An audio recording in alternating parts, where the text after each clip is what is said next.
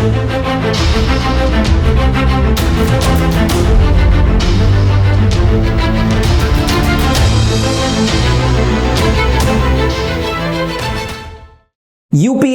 ये वो ऑर्गेनाइजेशन है जो एंटी कोचिंग है। यूपीएससी का दावा है कि नेशनल डिफेंस एकेडमी जैसे पेपर में हर बार कुछ नया देखने को मिलेगा और यह दावा 21 अप्रैल को बिल्कुल सच हुआ। एनडीए 1 2024 में कुछ लेटेस्ट ट्रेंड्स हैं, कुछ लेटेस्ट चेंजेस हैं जो पहली बार देखने को मिले। डिफेंस एस्पिरेंट्स नमस्कार, स्वागत है त्रिशूल डिफेंस एकेडमी के यूट्यूब चैनल पे। आज मैं अभिनव मल्होत्रा बात करूंगा वो चेंजेस जो एनडीए 1 2024 में देखने को मिले। वीडियो को अंत तक देखिएगा। इस वीडियो को दो पार्ट्स में मैंने डिवाइड किया है। पहला पार्ट है मैथ्स का, क्योंकि अपने आप में एक पेपर आता है मैथ्स, तो मैथ्स में क्या देखने को मिला, और दूसरा पार्ट है गैट का, गैट में क्या नया देखने को मिला। मैथ्स में क्या नया देखने को मिला, गैट में क्या नया देखने को मिला, ओवरऑल नेशनल डिफेंस एकेडमी के पेपर में क्या हटके चीजें थी। एस्पिरेंट्स, त्रिशूल डिफेंस एकेडमी के एजुकेटर्स जैसे जैसे पेपर आ रहे थे 21 अप्रैल को, वैसे वैसे एनालिसिस निकाल रहे थे। जी हां, जीके की एनालिसिस, मैथ्स की एनालिसिस, जीके में भी हिस्ट्री अलग, पॉलिटी अलग, ज्योग्राफी अलग। तो चलिए बात चालू करते हैं एनडीए मैथ्स के एनालिसिस से। पिछले साल की अपेक्षा मैथ्स में अलजेब्रा में इस बार सवाल कम हो गए थे। पिछले साल 42 के करीब सवाल थे, इस बार अलजेब्रा में 37 क्वेश्चंस थे, जिसमें से सबसे ज्यादा क्वेश्चंस कॉम्प्लेक्स नंबर के थे।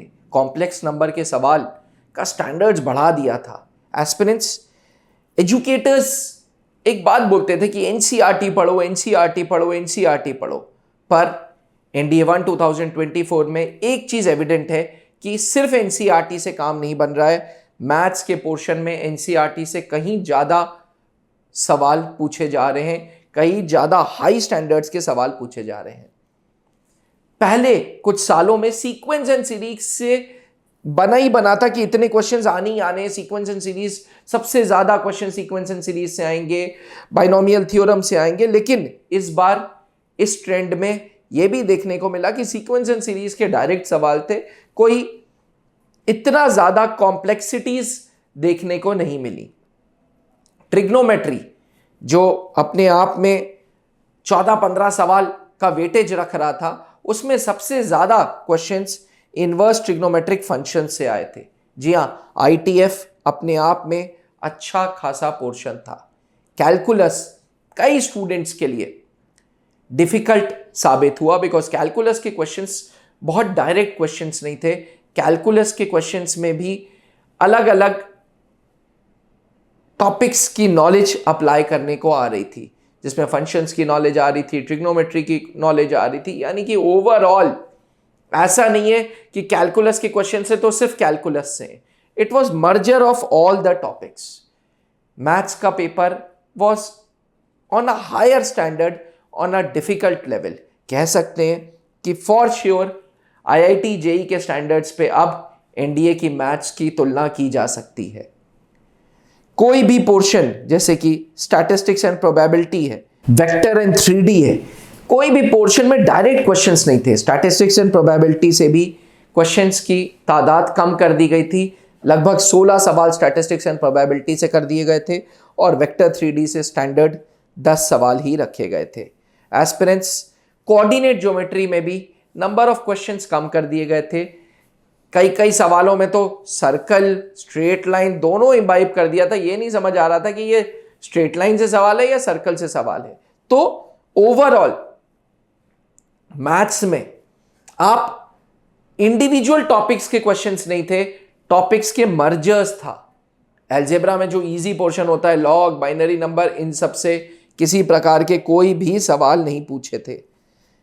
बाइनोमियल थ्योरम अपने आप में एक टाइम पे बहुत सवाल आते थे, 1-2 क्वेश्चंस बाइनोमियल थ्योरम के भी देखने को मिले।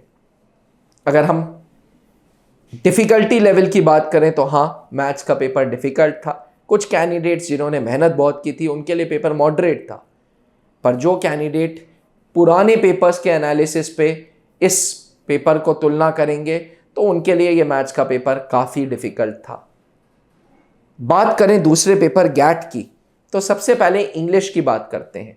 इंग्लिश में पहले के दिनों 10 सिनोनिम 10 एंटोनिम आते थे, इडियम एंड फ्रेजेस आते थे। तो ये 30 सवाल तो वोकैबुलरी सेक्शन में था। फिर 10 सवाल स्पॉटिंग द एरर्स होते थे और 10 सवाल में क्लोज टेस्ट होता था। इस बार पैटर्न बदल दिया गया। एंटोनिम्स सिनोनिम्स की जो तादाद है वो कम कर दी गई, 5 एंटोनिम्स 5 सिनोनिम्स। क्लोज टेस्ट जो पहले 5 होते थे उनको 10 कर दिया गया। Ordering of words in sentence को 5 कर दिया गया। ईडियम एंड फ्रेजेस 5 कर दिया गया। और 2 नई चीजें इंट्रोड्यूस की गई।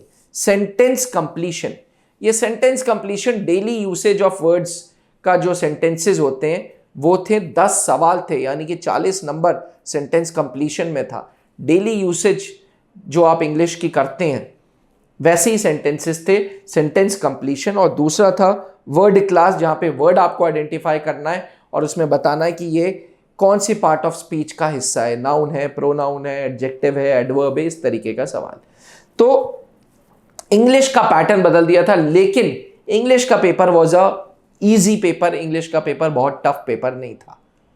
50 सवाल साइंस की बात करें तो 25 सवाल फिजिक्स के, 15 सवाल केमिस्ट्री के और 10 सवाल बायोलॉजी के।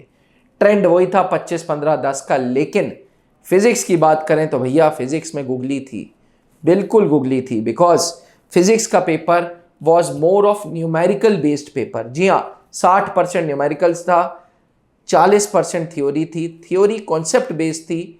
थ्योरी के जो पेपर होते हैं वो कॉन्सेप्चुअल क्वेश्चंस थे, लेकिन न्यूमेरिकल्स 3 से 4 सवाल ऐसे थे जो नीट में आ चुके हैं। जनरली फिजिक्स का paper is more of concept based paper. शुरू से ही फिजिक्स का पेपर देखा गया है कॉन्सेप्ट बेस्ड पेपर, लेकिन पहली बार इतिहास में न्यूमेरिकल बेस्ड पेपर आया। और न्यूमेरिकल भी इस कदर न्यूमेरिकल कि भाई 13 14 15 सवाल साफ साफ सूखे सूखे न्यूमेरिकल्स थे। केमिस्ट्री वही up to 9 10th 11th standards. Biology general biology थी 9 10th की। अब करंट अफेयर्स के लिए एक कॉमन, हर जगह पे एजुकेटर्स ने बोला था करंट अफेयर्स बहुत आएंगे, करंट अफेयर्स बहुत आएंगे, करंट अफेयर्स बहुत आएंगे। त्रिशूल डिफेंस एकेडमी के एजुकेटर ने भी करंट अफेयर्स के लिए बोला था, लेकिन साथ साथ हमने ये भी कहा था कि सब्जेक्ट को आप नहीं छोड़ सकते। इस बार 50 सवाल जीके में, इसमें कोई दो राय नहीं है कि करंट अफेयर्स के 10 सवाल थे, लेकिन हिस्ट्री, पॉलिटी और ज्योग्राफी से इन डेप्थ पूछा गया था। Specially history. आमतौर पे हिस्ट्री के एजुकेटर्स क्या करते हैं, वो मॉडर्न हिस्ट्री पढ़ाते हैं, इंडियन फ्रीडम स्ट्रगल पढ़ाते हैं, लेकिन एंशिएंट, मेडुअल, मॉडर्न तीनों को वाइड रेंज में पूछा था और लगभग 15 सवाल हिस्ट्री से थे। ज्योग्राफी का स्टैंडर्ड हाई कर दिया था, 20 सवाल ज्योग्राफी से थे। पॉलिटी से वैसे ही 2-3 सवाल पूछे गए थे। ओवरऑल अगर करंट अफेयर्स आसान किया तो in depth knowledge history, polity, geography की पूछी गई। इसलिए एस्पिरेंट्स यूपीएससी को ऐसे ही नहीं अनप्रिडिक्टेबल ऑर्गेनाइजेशन बोलते हैं। यूपीएससी सही में हर बार कुछ ना कुछ नया ला देता है। इस बार गैट के पेपर में it was evident seeing the physics portion, because शुरू से ही फिजिक्स के एजुकेटर्स क्या करते हैं कि कॉन्सेप्ट बेस्ड पढ़ाते हैं। वो बोलते हैं कि भैया तुम लोग जेई का पेपर नहीं देने जा रहे हो, तुम्हें न्यूमेरिकल से दूर रहने की जरूरत है। लेकिन इस बार फिजिक्स का एनडीए का paper was more of numerical based paper. Aspirants NDA 2 2024 में कैसे पढ़ाई करें, कैसे तैयारी करें और किस तरीके से कट ऑफ क्लियर करें, जल्द ही त्रिशूल डिफेंस एकेडमी लाइव आएगा और हम बताएंगे how to prepare for NDA 2 2024। देखिए, हर एक गलती से सीख मिलती है, हर एक चोट से आपको समझ आता है कि हां, अगर आपको चोट लगी है तो आपको महत्व समझ आता है रास्ते का। उसी प्रकार से नेशनल डिफेंस एकेडमी की तैयारी करने का रास्ता अब आपको बदलना पड़ेगा। एनडीए 1 2024 के बाद इट इज एविडेंट कि एनडीए 2 2024 के लिए और शिद्दत से मेहनत करनी पड़ेगी। Paper was on a tougher side. जब पेपर टफ होता है तो ऑटोमेटिकली कट ऑफ नीचे जाता है, लेकिन फिर भी कोई भी कैंडिडेट या कोई भी ऑर्गेनाइजेशन ये नहीं कह सकती कि जी इतना ही कट ऑफ जाएगा। हम सब लोग प्रिडिक्शन कर सकते हैं और प्रिडिक्शन ये कहती है कि 280 से 290 के बीच में कट ऑफ जाना चाहिए, क्योंकि NDA-1 2023 का जो कट ऑफ था वो लगभग 301 था, NDA-2 2023 का 292 था, तो NDA-1 2024 का ऐसा लग रहा है कि 280 से 290 कट ऑफ जाएगा। उसी ग्राउंड्स पे आप लोगों को मेहनत करनी है, उसी ग्राउंड्स पे आपको तैयारी करनी है। NDA-1 2024 से सीख लेनी है कि क्या क्या चीज़ें हमें किन किन चीज़ों पे फोकस करना है। अगर आप भी NDA-2 2024 को अपना एक लक्ष्य बना के बैठे, अपना टारगेट बना के बैठे, तो त्रिशूल डिफेंस एकेडमी के चैनल पे हम लाइव आएंगे, जहां हम कम्युनिटी पे डाल देंगे कि कितने बजे हम लाइव आ रहे हैं 23 तारीख को, ताकि आपको एक आइडिया मिले कि NDA-2 2024 के लिए कैसे तैयारी करनी है। याद रखिएगा, त्रिशूल डिफेंस एकेडमी ने अपने ऑफलाइन सेंटर्स एवं ऑनलाइन प्लेटफॉर्म पे NDA-2 2024 के लिए नए बैचेस की घोषणा कर दी है। अगर आप भी त्रिशूल डिफेंस एकेडमी में NDA-2 2024 की तैयारी करना चाहते हैं तो नीचे हुए लिखे हुए नंबर पर संपर्क करें, एवं इस नंबर पे आप हमें व्हाट्सएप भी कर सकते हैं। बने रहिएगा त्रिशूल डिफेंस एकेडमी के साथ। All the very best. जय हिंद। Thank you.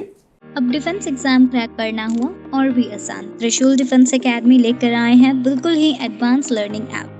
तो आज ही ज्वाइन करें और स्टार्ट करें अपनी ऑनलाइन क्लासेस।